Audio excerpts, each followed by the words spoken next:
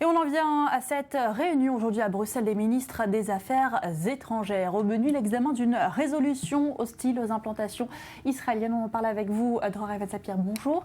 De quoi s'agit-il exactement? Écoutez, il s'agit en fait de la suite logique de la décision qui avait été prise par l'Union européenne il y a quelques mois. Vous vous en souvenez certainement, sur l'étiquetage des produits manufacturés dans les implantations de Cisjordanie et exportés en Europe. Là, pour les ministres des Affaires étrangères de l'Union européenne, en tout cas pour les principaux d'entre eux, le français, le britannique et l'allemand également, il s'agit d'intensifier la distinction entre Israël et les implantations pour tout ce qui concerne la relation israélo-européenne. Et qu'est-ce que ça signifie concrètement? Quelles conséquences si cette résolution passe?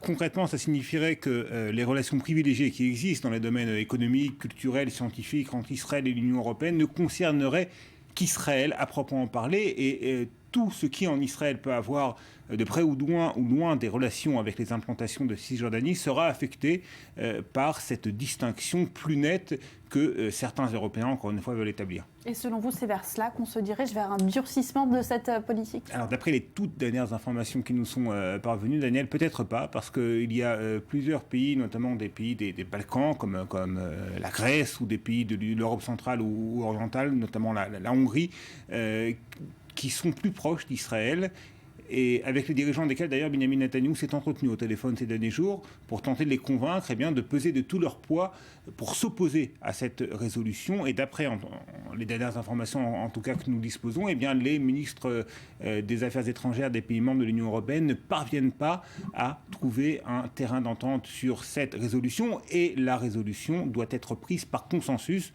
Donc il est fort possible que dans quelques heures, cette réunion s'achève sur aucun résultat, et donc du point de vue israélien, une bonne nouvelle. Merci Dror Evans-Sapir pour ce décryptage.